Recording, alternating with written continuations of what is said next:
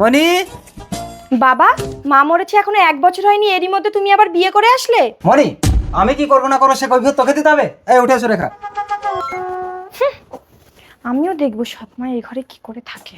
বাবা, আমাকে এক্ষুনি 5,000 টাকা দাও, আমার লাগবে। 5,000 টাকা? 1 টাকা ইনকাম করতে ঘাম ছুটে যায়, তোকে 5,000 টাকা দিতে হবে? 1 টাকা হবে না, বেরো।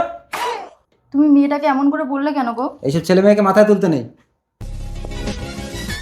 এ নাও মনি, আমার সোনার কানেরগুলো বিক্রি করে যা হবে তুমি নেবে। ধরো। বাবাকে বশ করে এখন আমাকে ভোলাতে এসছো? না মনি, এখন থেকে প্রতি মাসে আমার অন্নপূর্ণা ভান্ডারে 3,000 টাকা করে তুলে তোমাকে দিয়ে দেবো। ঠিক আছে, কাপড় কেচে ঘর মুছে রান্না বান্না করে রাখো, আমি এসে খাবো। ঠিক আছে। দৈনিক, তুমি আমাকে বিয়ে করবে না? আরে মায়ের না পছন্দ হলে তো হবে না। জানো আমার বাবা আবার বিয়ে করেছে। কি বলো? হ্যাঁ, এই নাও, এই সোনার কানেরটা রাখো, আর তুমি একটা মস্তান ধরে আমার সৎমাকে শেষ করে দাও। হ্যালো রঘুমস্তান, এতক্ষণ কোথায় ছিল মনি? আমি তোমার জন্য না খেয়ে বসে আছি। বেশি আদিক্ষেতা করতে হবে না, জুতোটা পরিষ্কার করে ঘরে তোলো। আরে তোলো তোলো, তাড়াতাড়ি, বাবা চলে আসবে, মেরে লাশটাকে গায়েব করে দেবে। যাক বাবা, সৎমায়ের খেল খতম। রেখা, রেখা, বাবা, কোথা থেকে এসব এরা গেরা ধরে এনেছো? কার সাথে তো একটা পালালো। কি বলিস? কার সাথে? কোন লোক? এই তো আমি কোথায় গেছিলে তুমি? মেয়ের জন্য ছেলে দেখতে গেছিলাম। তা ছেলেটা কই?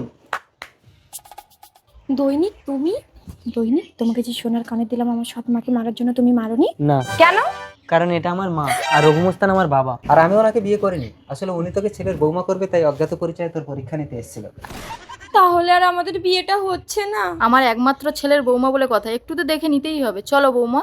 মা, আজ থেকে আপনি যা বলবেন আমি তাই শুনবো। দেখেছেন, শাশুড়ি ভালো হলে বৌমা ভালো হতে বাধ্য।